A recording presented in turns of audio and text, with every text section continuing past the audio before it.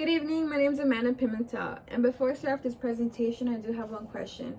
Do you believe that your breakfast could potentially save your life?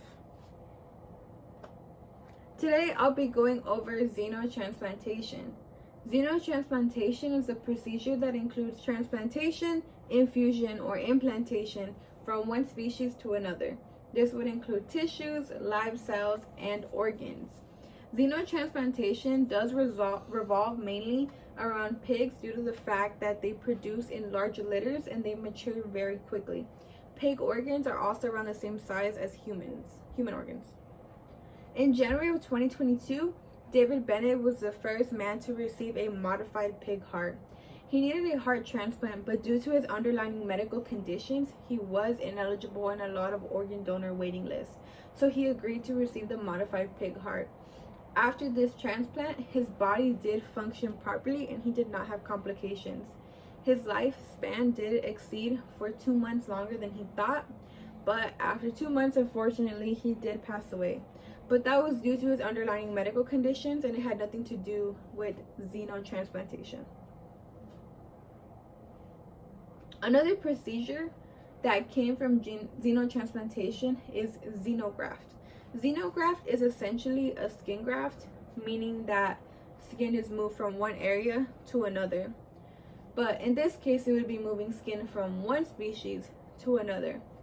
But xenograft is only a temporary fix. It would happen in situations where a victim might have severe skin damage and doesn't have skin that is able to replace the damaged skin. But it is only a temporary fix. It's just to protect the skin. But in the future, that patient would need a skin graft. Another procedure is cell transplants. Cell transplants would occur when a patient has destroyed or damaged cells due to diabetes, Parkinson's disease, or Alzheimer's. So medical staff would use cells from a different species implanted into humans, and this would help them have a longer life expectancy and help replace those damaged cells. Xenotransplantation cuts down the wait time that medical patients spend on the organ waiting list.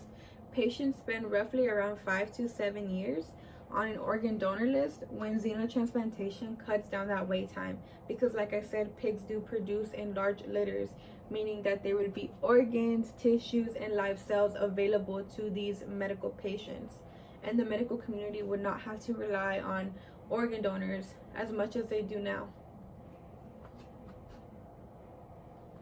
Now that I've covered xenotransplantation, do you think that you will see your breakfast the same? Thank you. That concludes my presentation.